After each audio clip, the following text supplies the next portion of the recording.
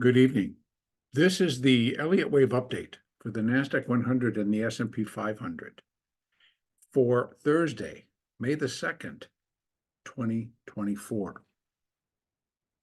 Took all day, of course, but we waited for and got Apple's first quarter results. And the results were good. They were strong earnings, and the market reacted accordingly. Both here in the NASDAQ and in the S&P, and of course, in Apple. Coin also came out, some decent earnings. So, we had some pluses to move the NASDAQ or the indexes higher. Now, taking a look and starting with the NASDAQ, I'm on the 4-hour chart. I have reestablished or just put up the chart, which shows the B version, right, the more bullish version of the two counts that I truly am running side by side. Main reason being, folks, the market remains inside of its box. So in other words, the NASDAQ has not broken above 17,954, nor has it broken below 17,113. So they're inside that box, and they've been here now, for the last 3-4 days, as we try to put in this week's bits of news. So in other words, we had Amazon, AMD, and a few other big names, kind of SMCI, all report on Tuesday. Yesterday, we had the Fed. Today, we had Apple. So putting that together, the expectations are, okay, what additional information do we need before we get to move forward in an economic fashion or just in a market-wise fashion to reflect what's really happening? And that's where everybody's sitting. We're trying to interpret what the Fed actually did say yesterday. Well, they're still on target. They want to get to target. They want to do this, but inflation did rear up its ugly head again. And therefore, we're going to just pause. We're not going to start cutting. We'd like to. Maybe we will. All of this stuff. Plus, talking about that, well, we will tame inflation if we have to, and we'll do it by raising the rate. Now, then, in that same breath, talk about how we're going to kind of release a little bit. We're not going to be as strict with the quantitative tightening. And what that is like they have been working at reducing their balance sheet by $60 billion per month. And starting in June, they're going to lower that to $25 billion. So that releases a bunch of funds, billions in funds, back into the system, which effectively should begin to bring the interest rate down a little bit. So now we got to wait and see, because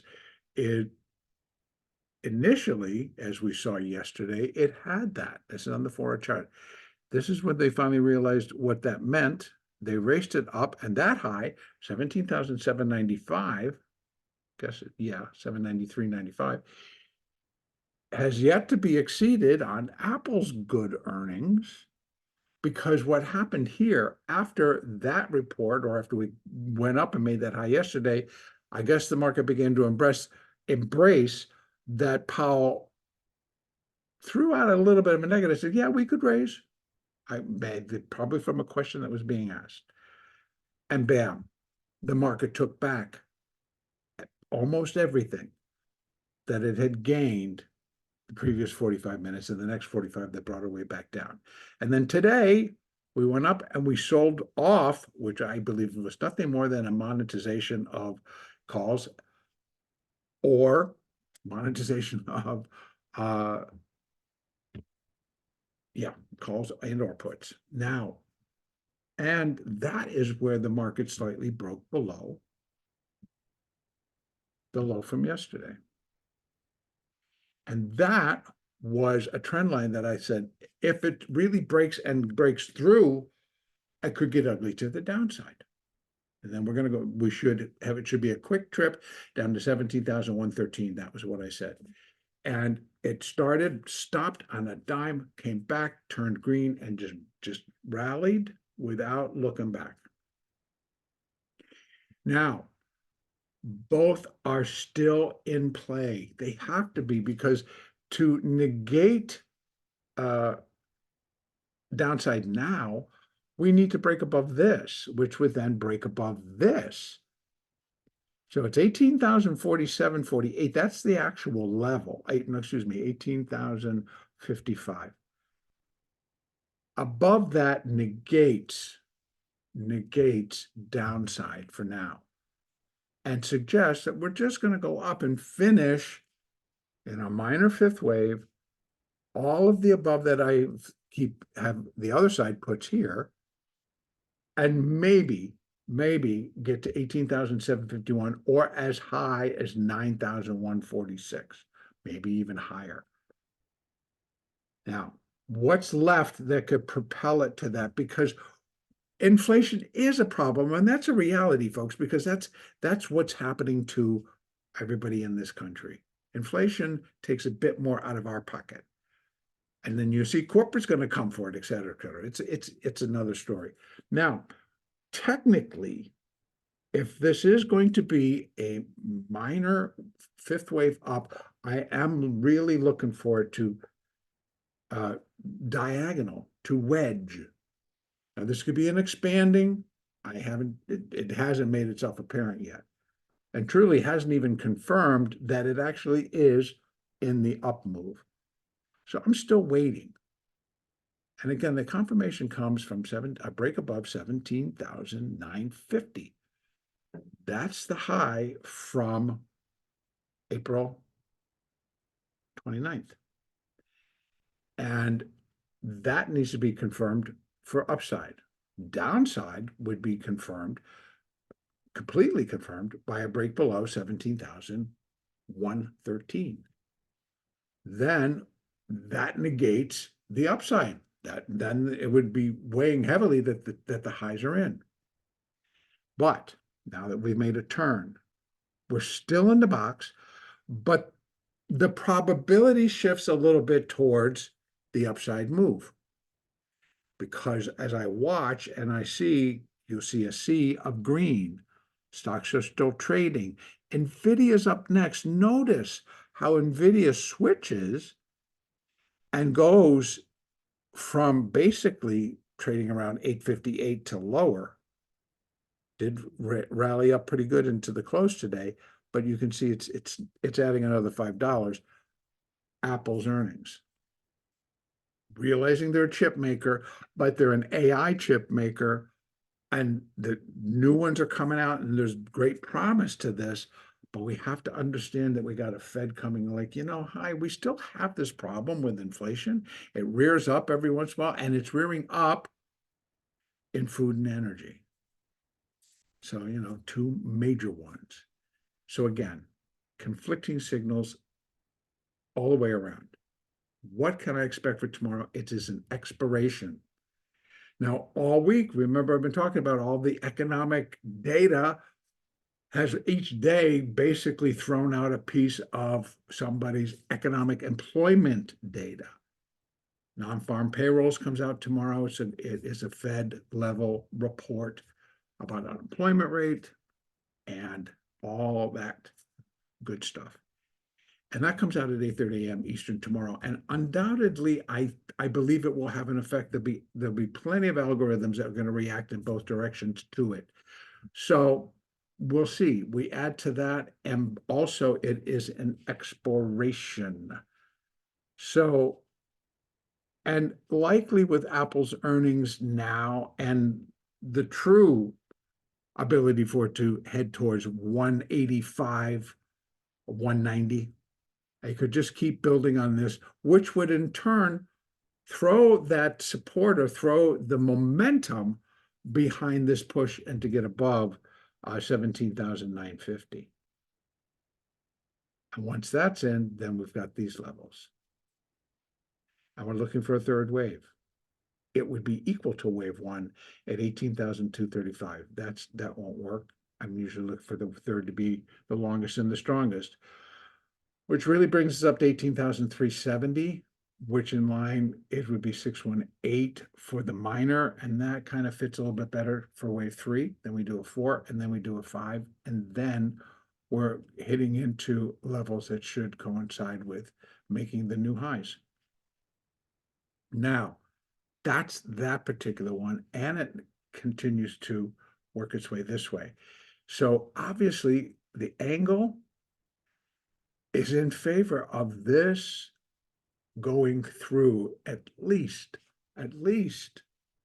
likely until NVIDIA reports, which is May the 22nd. And it's just going to work its way basically in a channel or a box, but with an upward bias. And it also, if it's expanding, we could swing lower than we might thought we could. So we're back into that type of a move again.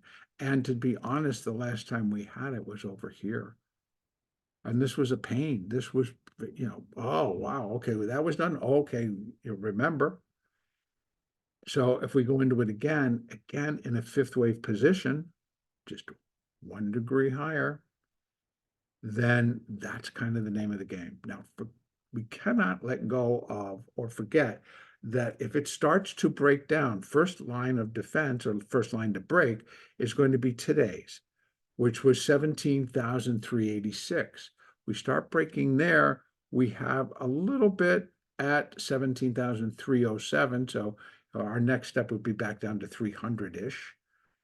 And if we break there, then it's likely we will go and at least attempt a try at 17,113. And a break there, again, throws the picture back into highs are in. We're finishing up. Now, here's the kick. If we go down and we break 17,113, we are heading lower in a minute fifth wave. And that minute fifth wave is completing minor wave 1. So I'm not looking for it to nosedive and just come out of the blue and really crash. No, I'm looking for maybe 16,780, maybe down towards those areas, maybe slightly a little deeper. And then we rally, and we rally for 3-4 months. We got or at least 3-4 weeks while we wait for NVIDIA's earnings. And the market would play, and that will all sit and rest. I mean, everything has to stack up. And by then we'll have additional economics. So upside, yes. If it is going to be, and then I believe we just kind of go sideways in between the channel lines for an expanding triangle, and then we end up at new highs. So it's good. You can see the angle, right? It just keeps going. This is next Wednesday. This is next Thursday. Is up here to the upside, and the downside comes up as well. All right, over in the S&P, same style, okay, or same deal. There's the 3, here's the 4, all the labeling there, and you see how easily it is to switch it out. We leave the 5, that was a clean 5 in place. And so the other side would be, this is a minute 3, this is a minute 4, and we're coming off. But here again, we remain in that box, and actually you can just slap a trend line on this, although I would suspect that they might kind of try to gap higher and keep going. Possible, all possible. So we will see. Now, in the S&P, minor wave 4 being put back again, both A and B being run together side by side because of the earnings, because of the way the market wants to react to the possibility of what the Fed may or may not do, or are they going to turn their focus to, we had some good results from some solid companies today. If that's the case, and we start and continue to rally, then we need to come up and break out of this also trend for a triangle, but the upside needs to break 51.55. And that 51.50 is resistance right now. So, and it did break above 51 and closed above 5,100, which also was resistance. So our next stop is 51.50, and a break there kind of does clear the way for possibly negating the downside for right now until we go up and make additional new highs. And putting in place this version B, which would then have sole rule of the preferred count. And we would be looking for these highs. And again, it finishes, again, the big picture still, this is not super, I mean, yeah, bullish, I get you that, and there'll be bullish moves and they'll be very profitable. But it's not the start of something brand new. It's not like we just keep going and we're going to go right through the summer, we're going to go right through the fall and right into 2025. We're just cruising and don't pay any attention to the man behind the curtain. So for tomorrow, it's an expiration. We have non-farm payrolls. And let me just double check if there's anything else. Well, the employment rate, ISM services. And so all of that employment data plus ISM services. So we'll see. Both are market movers. So if they appreciate and like them, then that'll give us a boost. And remember, it's not all that far. First, we have to get above 51.27, I think. Yeah, 51.27, 28. And we got to get above the 200, the 4-hour 200, which is at 45.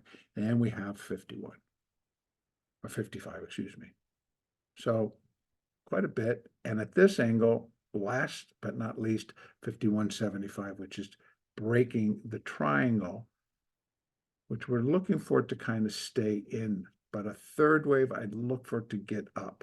And then again, then this would change and get more expanding.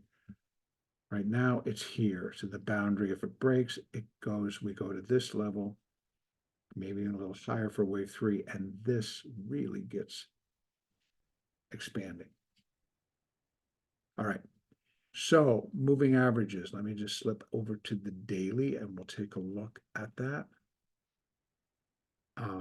And again, if I put this over and put it back on candlesticks, see, that did tell us.